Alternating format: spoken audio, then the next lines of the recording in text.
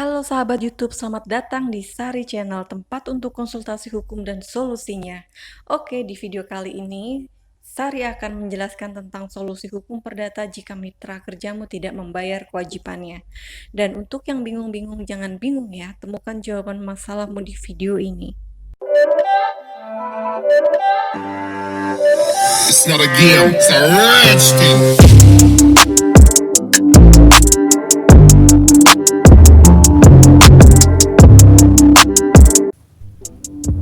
Oke, di video ini Sari akan memberikan contoh kasus perdata, yaitu mengenai bagaimana jika mitra kerja kita tidak membayar hutang.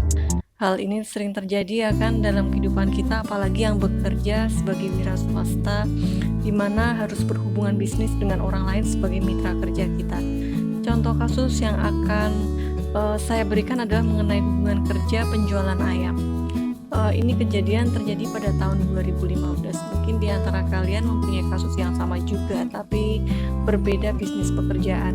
Mungkin permasalahan kalian sedang terlibat mengenai jual beli rumah, jual beli tanah, atau hubungan bisnis yang lainnya, yang pada intinya mitra kerja kalian tidak membayar hutangnya. Oke, ini kasusnya. A dan B ini dulunya adalah teman ya. Mereka awalnya saling percaya satu dengan yang lain. Kemudian si B memohon kepada A untuk meminjam modal usahanya kepada B, yaitu berupa ayam-ayamnya. Perlu dijelaskan juga dalam kasus ini A adalah pemilik peternakan besar ayam. Jadi karena hubungan dekatnya dengan B, maka A meminjam B ayam-ayamnya untuk dijualkan kepada B.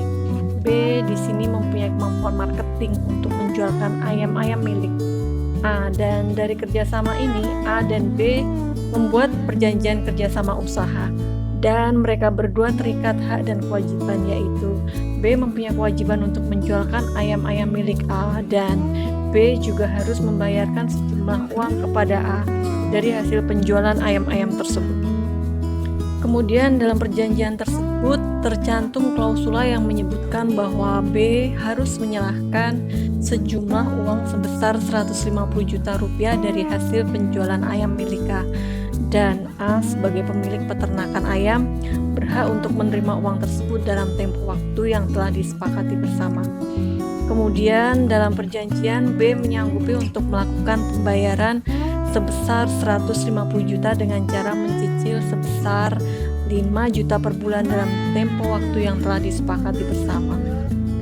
Akan tetapi dalam perkembangan waktu ternyata pasang surut bisnis mulai terjadi. B pada bulan pertama, kedua, ketiga rutin melakukan pembayaran kepada A sebesar 5 juta rupiah, akan tetapi pada bulan keempat B hanya membayar 3 juta. Itu terjadi berulang-ulang.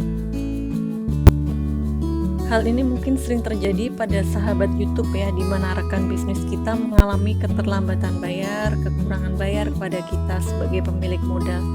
Akan tetapi karena hubungan baik, mungkin karena pertemanan, persahabatan yang sangat dekat, rekan kita mencoba untuk mendekati kita lagi untuk mengajukan tambahan modal kerja untuk menunjang bisnis, padahal diketahui rekan kerja kita tidak melaksanakan kewajibannya dengan baik. Dalam kasus ini karena A mempunyai hubungan dekat dengan B dan dengan pertimbangan untuk menjaga kelancaran bisnis A, kemudian A mengeluarkan ayamnya dari peternakan dan menambahkan modal lagi kepada B untuk dijualkan B dengan harapan A dapat mendapatkan keuntungan dari penjualan yang dilakukan B. Ternyata harapan A untuk mendapatkan keuntungan pupus karena B tidak dapat membayar hutang-hutangnya kepada A, dan dengan keseluruhan hutang B kepada A sebesar 35 juta rupiah. Tentu saja akibat perbuatan B, A menjadi rugi. A yang seharusnya bisa menggunakan uangnya untuk perputaran uang untuk memperbesar kapasitas bisnis A menjadi terhenti akibat perbuatan B. Yang menjadi pertanyaan selanjutnya adalah, tentu saja akibat perbuatan B, maka A mengalami kerugian. Hal ini mungkin sering terjadi bagi sahabat YouTube yang singgah di channel ini karena tidak tahu harus bagaimana dengan kasus yang sedang dihadapi, bagaimana harus bertindak, bagaimana posisinya di hadapan hukum. Di sini Sari akan menjelaskan kedudukan posisi A di hadapan hukum. Berdasarkan pasal 1320 KUH Perdata menjelaskan tentang syarat sahnya perjanjian. Nomor 1 disebutkan tentang mereka yang sepakat mengikatkan dirinya dalam perjanjian. Melihat dari kasus yang saya contohkan, ada kesepakatan antara A dan B untuk mengadakan hubungan kerja sama kerja yang dituangkan dalam perjanjian yang ditandatangani bersama. Kemudian yang kedua disebutkan mengenai kecakapan untuk membuat suatu perikatan. Dari kasus yang saya contohkan, antara A dan B sama-sama memiliki kecakapan ya untuk membuat perjanjian. Maksudnya karena A dan B merupakan kategori orang dewasa, bukan anak-anak, begitu maksudnya. Kemudian yang ketiga, untuk suatu hal tertentu ini sudah jelas. Dalam kasus tersebut yang saya contohkan, yang diperjanjikan adalah kerjasama penjualan ayam dan tujuannya adalah untuk mendapatkan keuntungan bagi kedua belah pihak. Yang keempat adalah suatu sebab yang halal. Kerjasama bisnis yang dilakukan antara A dan B di bidang penjualan ayam tidak bertentangan dengan perundang-undangan yang berlaku. Maksudnya contohnya seperti jual beli narkoba, ini termasuk kategori perjanjian yang tidak halal ya, karena bertentangan dengan undang-undang. Kemudian selain pasal 1320 juga diatur pula pasal 1313 KUH Perdata yang menyebutkan bahwa perjanjian adalah suatu perbuatan di mana satu orang atau lebih mengikatkan diri terhadap orang lain atau lebih. Dari kedua pasal di atas menunjukkan bahwa perjanjian yang mereka buat tidak bertentangan dengan kedua pasal di atas karena ada dua pihak yang saling mengikatkan diri. Dalam kasus A dan B, perjanjian yang telah mereka buat dan tanda tangani membuat mereka berdua, A dan B, terikat satu dengan yang lain. A mempunyai kewajiban untuk menyerahkan ayam-ayamnya, dan A juga mempunyai hak untuk menerima uang dari hasil penjualan B. Sedangkan B mempunyai hak untuk menerima ayam-ayam milik A untuk kemudian si B menjualkan ayam-ayam tersebut, dan uang hasil penjualan harus diserahkan kepada A sebesar yang diperjanjikan karena A di sini adalah sebagai pemilik modal, pemilik peternakan ayam, seperti itu.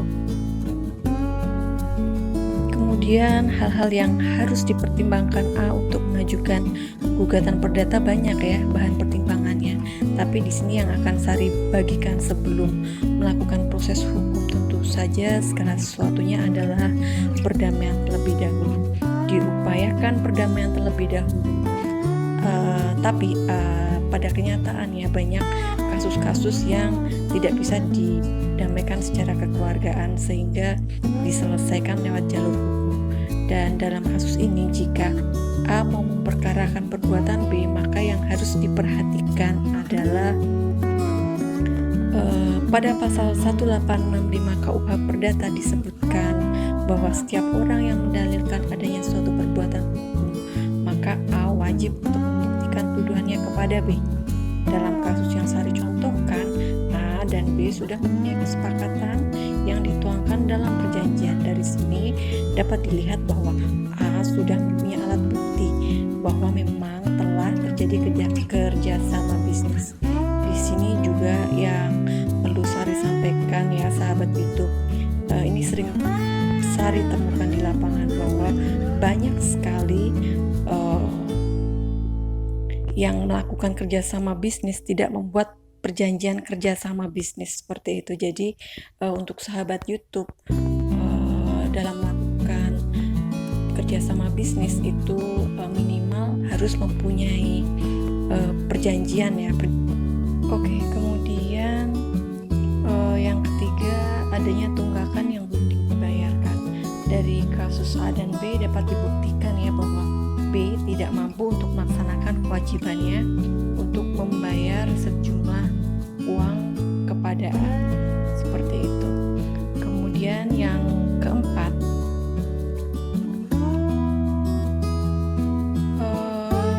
yang harus dipertimbangkan juga A dalam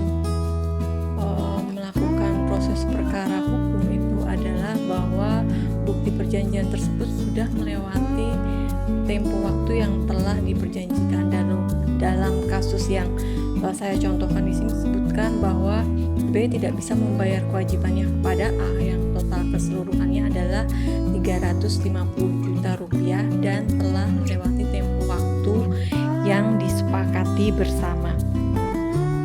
Oke sahabat YouTube, jika mungkin sahabat YouTube ada yang kurang jelas mengenai penjelasan yang telah saya bagikan atau ada tambahan, silahkan di komen ya. Oke sahabat YouTube, jika channel ini bermanfaat cukup klik like, subscribe, serta bunyikan loncengnya ya untuk mengupdate kasus-kasus serta solusi hukumnya. Terima kasih, sukses selalu untuk pekerjaannya, bisnis usahanya, dan studinya.